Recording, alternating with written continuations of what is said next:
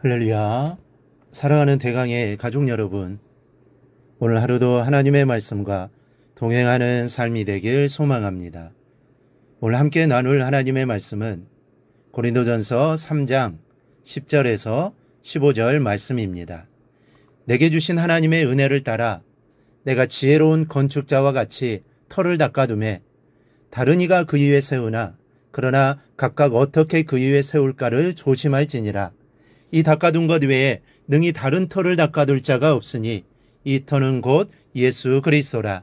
만일 누구든지 금이나 은이나 보석이나 나무나 풀이나 집으로 이 터 위에 세우면 각 사람의 공적이 나타날 터인데 그날이 공적을 밝히리니 이는 불로 나타내고 그 불이 각 사람의 공적이 어떠한 것을 시험할 것임이라.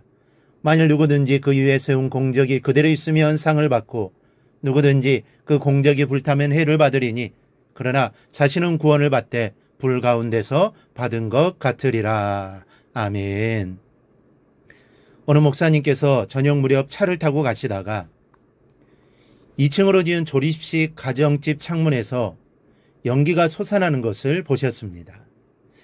연기가 나려면 연통에서 나든지 해야 되는데 한여름에 창문에서 연기가 나는 것이 수상쩍어서 차를 세우고 유심히 살폈었답니다.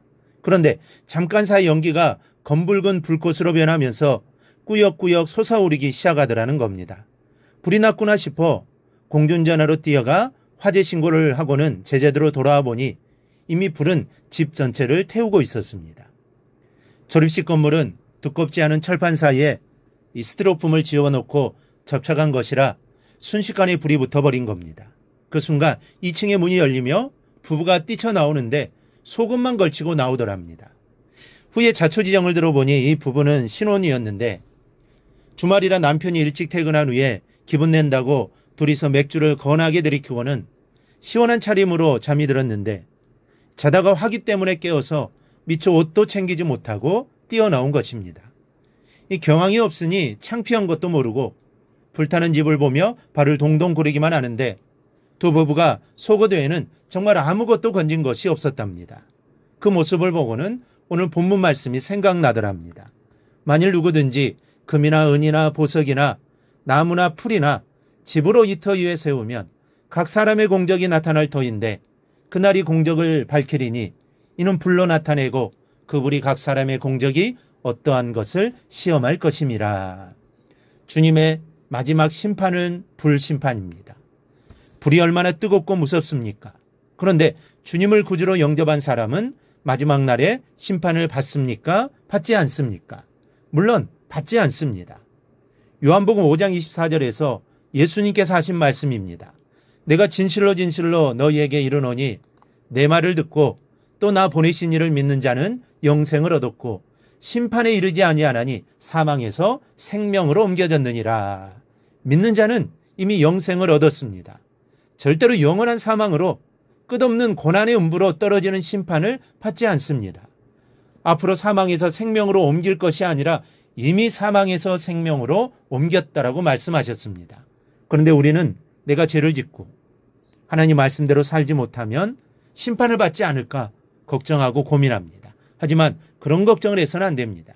이미 주님께서 말씀하셨기 때문입니다. 그러니 주님의 말씀을 믿고 온전히 주님만 바라보며 나가면 되는 것입니다. 그러나 믿는 사람도 받는 심판이 있습니다. 어떤 심판입니까? 내가 한 일에 대한 공력을 시험하는 심판입니다. 즉 얼마나 충성했는가를 달아보는 심판입니다. 육신의 소욕대로 살았는지 성령을 따라 살았는지를 달아보는 시험입니다. 주를 위해 충성했는지 육신의 소욕을 따라 살았는지를 달아보는 심판입니다. 어떤 이들은 신앙을 가지고 하나님 나라를 바라본다 하면서도 이 땅의 것만을 위하여 살아갑니다. 죽으면 끝나는 것들을 붙잡고 애걸복걸을 합니다. 주님 오시면 내어놓을 것이 아님에도 애착을 가지고 안절부절을 하는 사람들이 있습니다. 이런 것들은 나무나 풀이나 집으로 세우는 것들입니다. 주님께서 심판의 불로 부러져치시면 남아날 것이 아무것도 없는 것들입니다. 목숨을 걸 하등의 가치가 없는 것들입니다. 이 땅에서는 커 보여도 영원한 시간 앞에서는 아무것도 아닌 것들입니다. 반면 금이나 은이나 보석으로 세우는 사람들이 있습니다. 이것들은 공력을 시험하는 심판의 불에도 끄떡이 없습니다. 그대로 남아서 영혼은 하나님 나라로 옮겨집니다. 인생은 바로 이것을 위하여 살아야 하는 것입니다. 그렇다면 가장 귀한 인생의 건축 재료는 무엇입니까? 죽은 영혼을 구해 살리는 전도입니다. 이 다니엘서는 이렇게 말씀합니다. 지혜 있는 자는 궁창의 빛과 같이 빛날 것이요 많은 사람을 옳은 대로 돌아오게 한 자는 별과 같이 영원토록 빛나리라. 많은 사람을 옳은 대로 돌아오게 한다는 것은 전도를 말합니다. 전도를 통해 잃어버린 백성들을 하나님의 품으로 이끄는 것입니다. 그리고 별과 같이 영원토록 비치리라는 말씀은 많은 영혼을 전도로 구원한 사람이 하나님 나라에서 영원토록 누릴 영광을 말씀하시는 겁니다. 그리고 지혜 있는 자가 무엇입니까? 지혜는 세상의 지식이 아니라 하나님의 진리를 말하는 것이요 하나님의 진리는 말씀입니다. 그러니 말씀대로 순종하여 사는 사람이 지혜 있는 자입니다.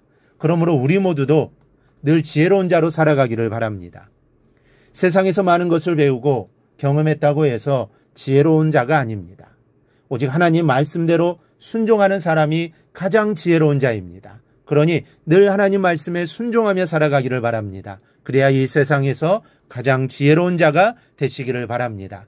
우리가 인생을 살아가면서 선택의 자리에 있을 때마다 이것이 영원한 시간 속에서도 없어지지 않고 남을 것인가를 생각하시기 바랍니다. 그리고 바로 그 남은 것을 선택할 수 있기를 바랍니다. 그래서 나중에 주님이 나를 부르실 때 천국에서 큰 영광을 누리는 하나님의 일꾼들이 되기를 바랍니다. 그러기 위해서는 내가 무엇을 쌓느냐, 무엇을 준비하느냐가 정말 중요합니다.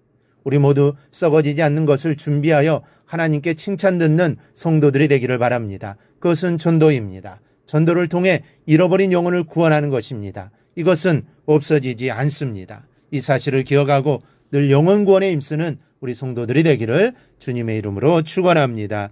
오늘 묵상한 말씀을 굳게 잡고 삶으로 실천하며 살아내는 대강의 모든 성도들이 되기를 축복합니다.